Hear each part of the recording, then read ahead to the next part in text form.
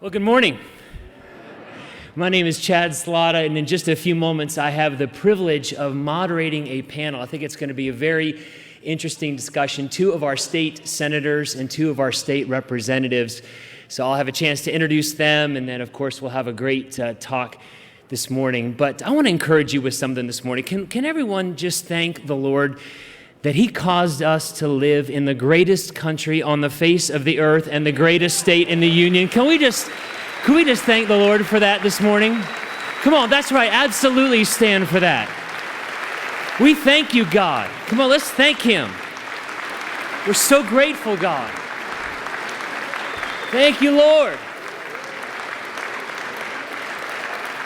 God has been so good to us. Say this with me. Say, Christ is risen. Christ is Lord. And now listen to this. Christ has called us to live in this cultural moment. And we look around and we see what's happening in our day, and sometimes we can grow weary. We wonder how and why, what is going on in our nation today. But we have to remember that God called us to live in this cultural moment, and He is restoring all things.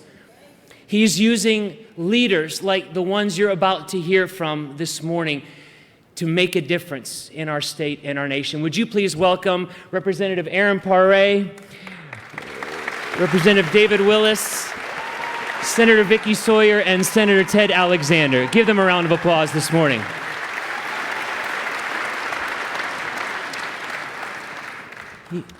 Representative Paré lives in District 37 and represents Wake County, where I'm from. So we're glad to have her pray. Would you just pray for us over in Wake County, everyone? Just pray for us. We need prayer. Erin and her husband Wayne, along with their two children, live in Holly Springs, where they own a retail sporting goods store. Senator Vickie Sawyer serves District 34 in the Senate, representing Iredell and Yadkin counties. She's an insurance agent, an active member of her community, and served on the board of trustees at her church. It's wonderful. She's very active in the community. Senator Ted Alexander serves District 44 in the North Carolina Senate, representing Cleveland, Gaston, and Lincoln counties. Ted and Patty, his wife of, is it 30 years, Senator? Yes. It's 30 years. Have two children, one who lives and works in Asheville, and his daughter is at Gardner-Webb in Boiling Springs. And last but certainly not least, Representative David Willis serves District 68. You've got some fans out there, brother. That's good. I like that. That's wonderful. Representing Union County, David and his wife Shannon, along with their three children, have called Union County home for nearly 20 years now. And again, my name is Chad Slotta. I have the privilege of running our family's small business living in Wake County. I served as a pastor for 20 years. And now, again, have the privilege of being in the business world. I'm here with my wife and my mom, so glad to have them today. And we want to jump right into a few questions. So let's begin here. And we were talking about this just a few minutes ago. You're all believers.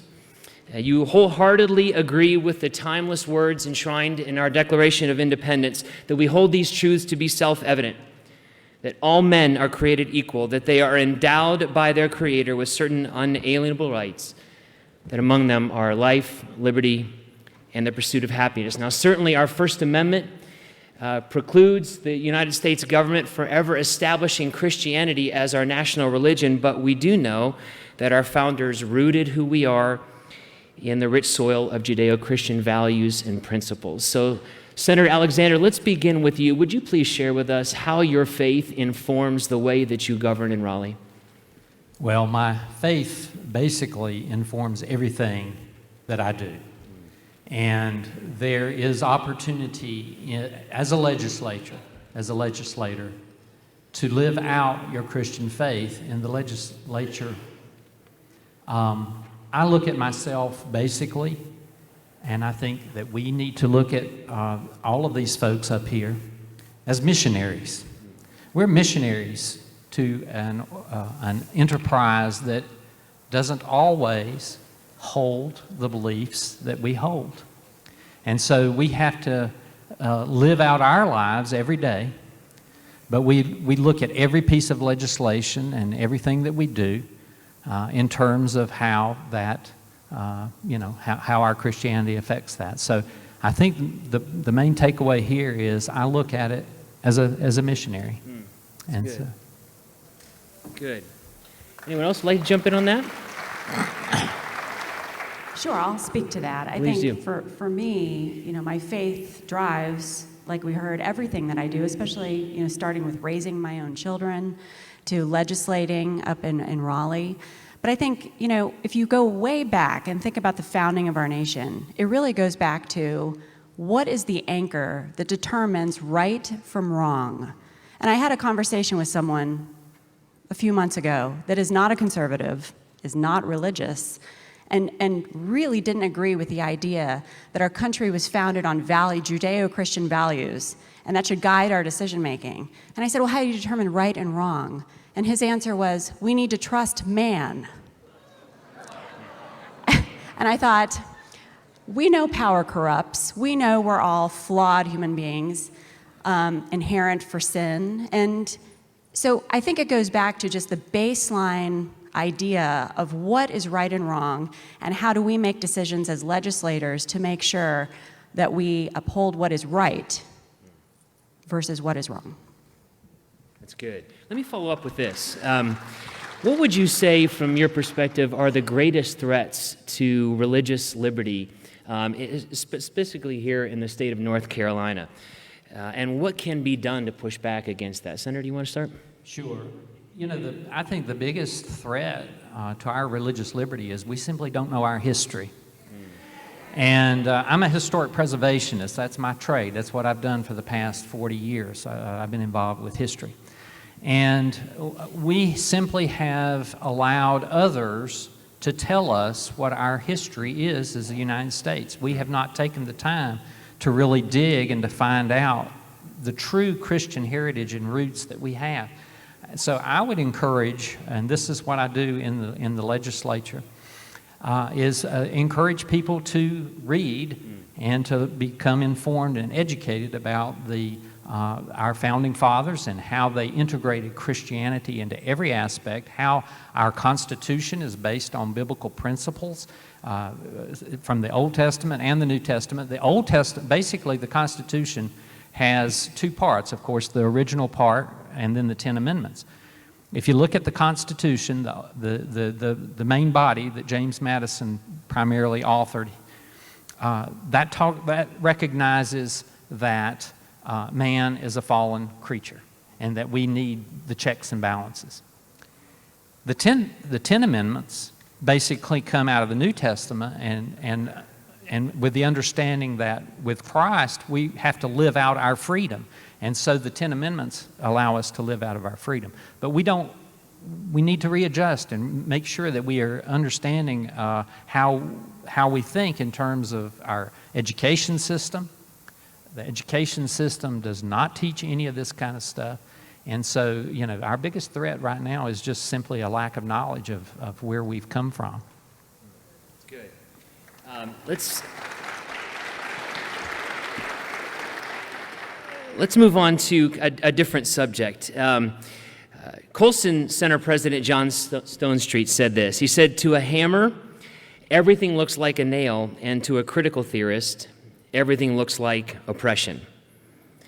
Now, whatever the formal source of critical race theory was, we now see its influence in our schools, in HR departments, in the church, and certainly in our cultural imagination.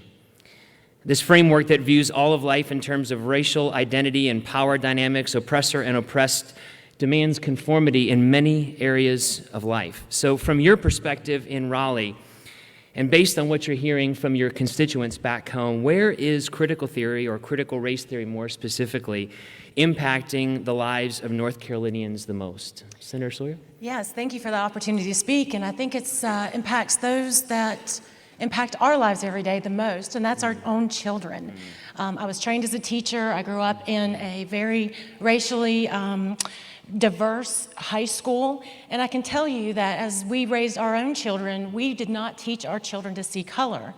As our children begin to age, They've realized, and those people who have weaponized critical race theory and color, as realized that folks of my generation were raising children that didn't see color as well. Well, what happened? That means they lose their power because they cannot continue to use that as a weapon against society, to blame the reason that things that are happening in their own life. It's easier for them to not blame their choices or their fate, and it's easier for them to not blame their choices, but it's easier to then blame somebody else. So using this critical race theory and teaching our kids how to be racist, and that's really, really tough. We just passed a law that said basically everything that the Civil Rights Act movement said in the 1960s, treat everybody fair, everybody the same, and yet that was vetoed by our very own governor. Yes. And given that, just to follow up with you, given that Governor Cooper did veto HB 324, what can be done? What can you and your colleagues, your fellow conservatives, do to push back against CRT? Well, the best government is the government that's closest to you, and the government that is closest to you is your school board. Now, even though that these directives are coming out of Raleigh that we are fighting against every day, and we're very grateful that Superintendent Catherine Truitt, as well as Lieutenant Governor Mark Robinson, are really leading the fight about the social studies curriculum in CRT, and I'm so grateful that God has put them here in North Carolina. Yes, thank you. I think so, absolutely. But just because that directive is coming out of Raleigh, it doesn't mean that your school system has to teach that. So go to your school board, talk to your members, let them know pleasantly and persistently that you do not want that indoctrination of your children. That's good. That's good. If I could. Yeah, please, Representative. I think it's critically important, as Senator Sawyer said. We've got to push back on what's happening in our schools, and the best way to do that is to shine a light on what's happening.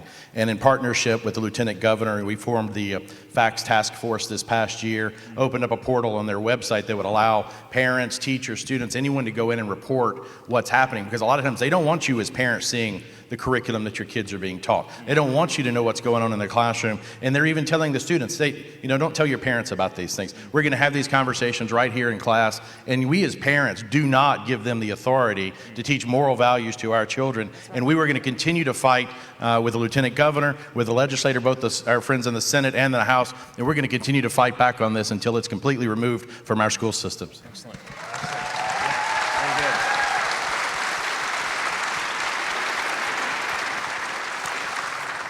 As I hear my colleagues here talking, I wanted to make up a point that I think kind of ties in these two issues we talked about today, religious liberty and then critical race theory, and being able to stand up and push back on some harmful ideas for our children, but also having the courage to stand up for what we know we believe in, which is our religious beliefs and how we practice that in our daily lives. And I think it all comes down to, when we talk about the biggest obstacle and being able to do that, is fear. And I think there's so many people that are so fearful of really standing up for what they believe in to be that problem, or to get doxxed, or to be a target or face pushback, because we all see that happening today with the age of the internet. That can so easily happen, and we just have to be willing to stand up for what we believe in, and that means standing up for our young people too in our schools and for our religious freedom. So we need to reject fear and be bold. Thank you. That's good.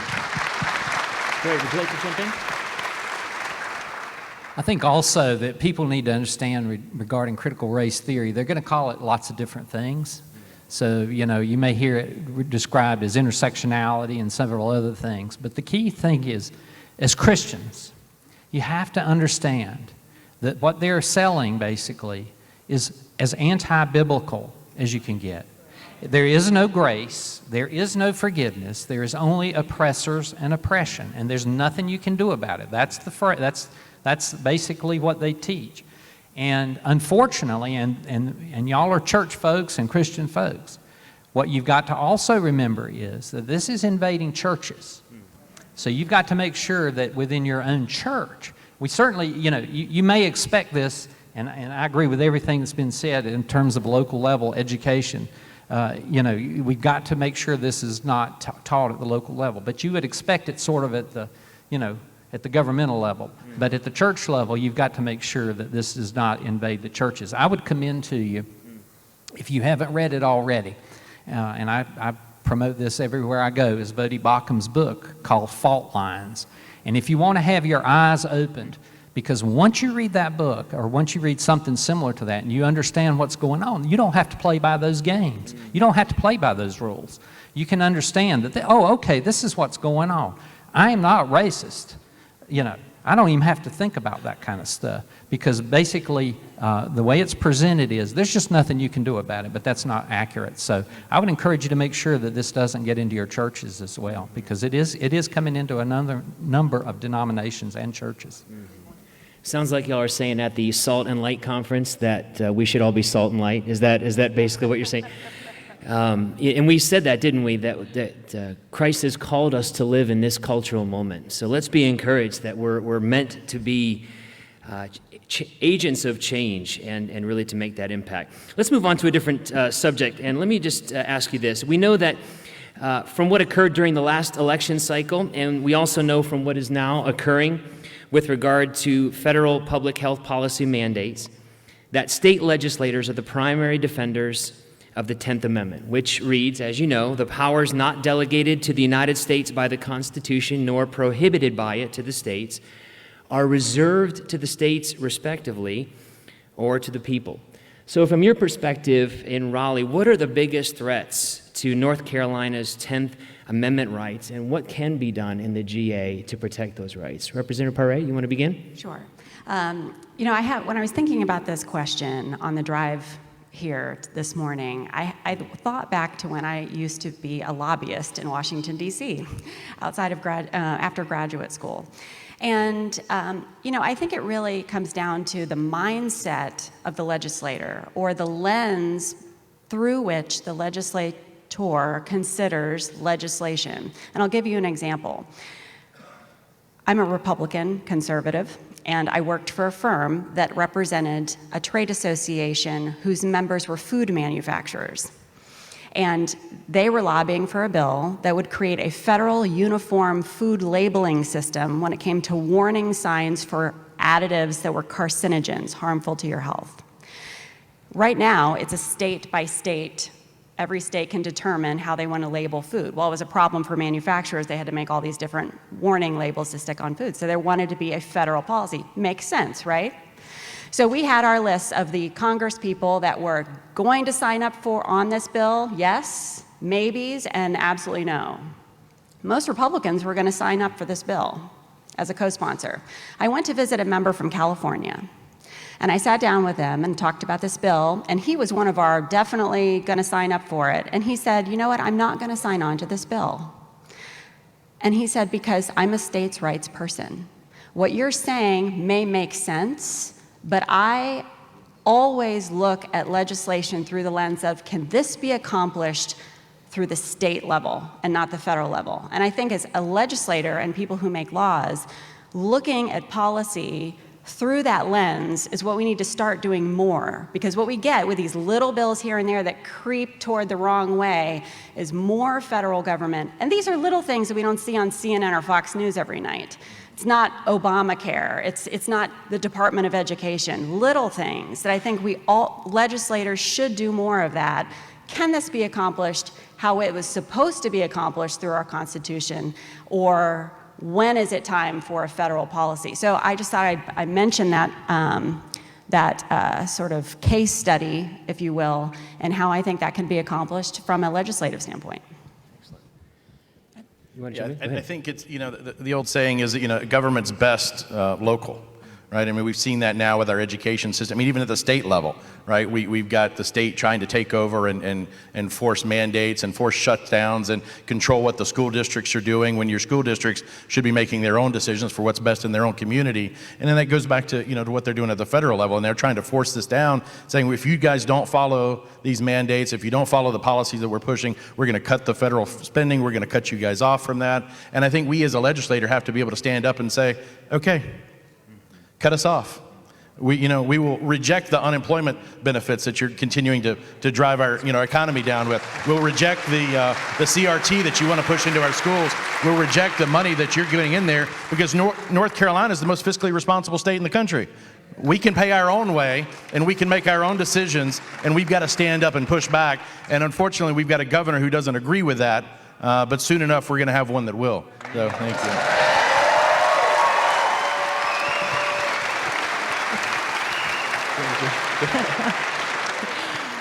Well, I am so grateful that Representative Willis hit on that, because we actually have a problem in our very own state. Us as a legislature have become powerless. And you just saw that with last Friday's ruling at the state level to disallow voter ID once again in North Carolina, right? Something that you voted for, something that you campaigned for, something that we passed. And a 3-judge panel said, no, y'all are not right. The legislature cannot make laws. We will tell the legislature how to make laws. Not only is the legislature under attack from our judicial system, we have a governor that is out of control. Out of control. He has got to stop this tyranny and busting us back. And the Democrats, as well-intended as they think they are, they have advocated their power to the governor's office. So I hear you when you're frustrated with us about voter ID, CRT, and I hear you wanting us to do stuff, and I promise you we are doing it each and every day. But because our courts have been ruled so long by the Democratic Party, we have become ineffective. We need you to represent and come out and vote for strong, Christian, conservative judges next time around. We have to have them. Help us help you. The power is back to you. We need you to elect good Christian conservatives. Thank you. That's good. Go ahead. You just heard it. We've got to elect a new governor. We've got to elect an attorney general that believes in the state and that believes in the importance of the state. And we've got to elect judges that do the same thing. We as a legislature also passed legislation which would limit and curb the emergency powers of the governor. This governor has found he has searched the statutes for every single conceivable piece of legislation or piece of law that he can find to bring to bear to cause the shutdowns, to require this, that, and the other thing. And it is amazing the kinds of things that were never intended for this kind of activity. Basically what he's done is he said that we will use every single piece of power that we can to override the legislature. And we passed a bill that would basically require the governor to go to the Council of State, which on several issues he already has to do to get their approval. And then once he got the approval of the Council of the State, after a period of time, he would have to come back to the legislature. And so that these emergency powers just can't continue on. These powers were never intended for this kind of thing. They were meant for tornadoes and hurricanes and floods and those kind of things. Temporary situations where the government would actually come in and help the economy and help right things. And in this case, you had basically the exact opposite. It was coming in for a very long and extended and protracted period of time that we may never see the end of as long as this governor's in. And then it was also that you would never see it for, this is an unnatural kind of disaster, not a natural disaster. So we need to have 2/3, and again, I'm Republican also, and we need 2/3 majority in the House and the Senate, and then we need a governor, and we need an attorney general, and we need judges who are going to uphold the law and put the welfare of North Carolina above that of the federal government. That's good. Thank you. So last question, just real quick. You're going to give us our marching orders, all right? This is the Salt and Light Conference. So just in a few words, when you and your colleagues are talking and you say, okay, this is what we need the people of North Carolina to do. If they would only get up and do this, we could really make a difference in the state of North Carolina. Just in a few words, what are our orders as we leave today? The biggest thing to do is do what you're doing today and is get involved. You're here, and it shows that you're involved. It shows that you care, but we need you to extend that. Take your church members, take your family members, take your neighbors, anyone, get them involved, help them understand why this is important to you, why this should be important to them, And exactly what we just talked about, why we need to elect certain people in these offices to make sure that your freedoms, that your liberty is guaranteed and protected, and not just given over to a tyrant who wants to, use every, legal aspect they can of this and manipulate the system to every advantage point that they have. We have to get involved. We as Christians have to lead the way, and there's no reason that we shouldn't be doing that. And for the churches that didn't stand up during this pandemic, shame on you. For those who are here today, thank you, and continue to get your churches open. Get people back in the church. The field is ripe for harvest, and it's time to start harvesting, and we need your help. So get involved, get out, in any way that you can. Volunteer, donate, knock on doors, whatever you can do. Help us educate everybody else and get them out and get involved. So we need you. That's awesome. Go ahead, please. I agree with everything David just told us today. I would just add a few things. The elections coming up are so crucially important, especially now. Not just 2022, where Republican turnout tends, and off-year elections, at least where I am, to drop. We lost really important seats in 2018, in my district in particular, because Democrat turnout dropped 5%, UNA turnout dropped 5%, Republican turnout dropped 12%. And we lost important seats in the state legislature by 500, 700 votes because of that. You have to get out and vote. And the importance of municipal elections, local elections that people maybe don't pay attention to. Do you know why Joe Biden is who he is? Because he started at the local level. People who are in power today, like Bernie Sanders, won by 10 votes in a local election many, many years ago, and they just climb up and get where they are, and look what's happening. Local level elections are crucially important. So please vote. Don't let an election pass you by. Get in there, have your vote heard. Those local elections sometimes can be won by 5, 10 votes. So it's crucially important now and in 22. Please be active. Thank you. All right, thank you. Yeah. Thank you. I'll be quick. Politics is a game of addition, not deletion. In North Carolina, we have currently, the unaffiliated voters are going to outnumber both Republicans and Democrats for the first time in this next election. We as Republicans and conservatives need to have addition, and we need to add those unaffiliateds. And we do that through words of love, not hate.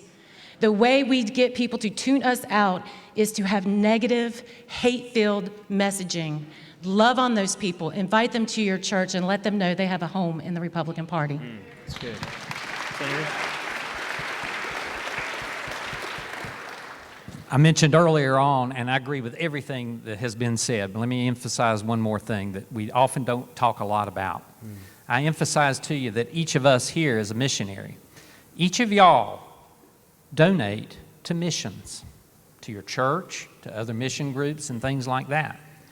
Rarely do we talk about the importance of donating to these folks here, their campaign. You think, oh, well, they're going to win. They have a really strong conservative district, and that's not the point.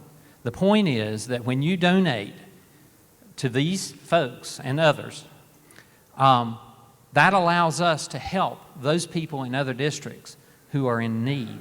And so, because they're not going to get those donations in those other districts, those districts that are very liberal. They're not going to get them. So it's up to us who are in these conservative areas to raise enough money to help out our fellow conservatives. So, whether or not we like that or not, or we want to talk about the fact that we have to donate, it is crucial. Because we give to everything else, but Christians don't give to candidates. And that's just the dirty truth. So we've got to do that. So pray, get involved, work your heart out, and get those folks up to the polls and do everything that these folks said. That's good. Ladies and gentlemen, can we thank our lawmakers for their service and bless them today? Come on, let's do it.